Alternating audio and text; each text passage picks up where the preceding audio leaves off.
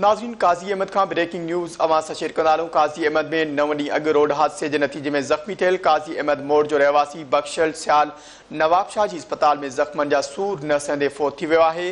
जितां ज़रूरी कार्रवाई बैदि फ़ौती जो मर्द वारसनि हवाले कयो वियो। लाश घर पहुचण ते रोज़ राड़ो पइजी वियो आहे।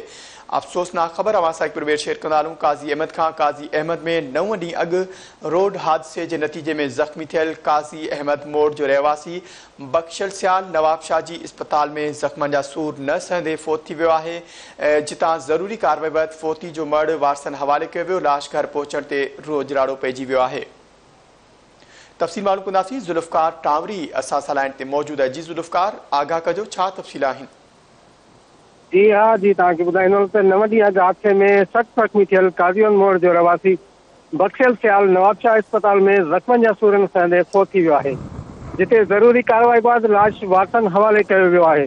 फ़ौती जो लाश काज़ीअन मोड़ पहुचण ते संदसि घर में रोज़ राड़ो मची वियो आहे। जी हाँ, मां तव्हांखे वधीक ॿुधाईंदो हलां त 9 ॾींहं अॻु काज़ीअन भरिसां ॻोठ लोंग सुमरो लिंक रोड ते 2 मोटरसाइकिल पाण में टकराइजण सबबि हनीफ मक्सी ऐं बख्शल सियाल सख़्तु ज़ख़्मी थी विया हुआ। ॿिन्ही ज़ख़्मियुनि खे काज़ी अहमद अस्पताल मुंतक़िल कयो वियो, जिथां खेनि नवाब शाह अस्पताल नियो वियो, जिथे अॼु बख्शल सियाल ज़ख़्मनि जा सूर न सहंदे फ़ौत थी वियो आहे। जी, वॾी महिरबानी आगाह करण लाइ।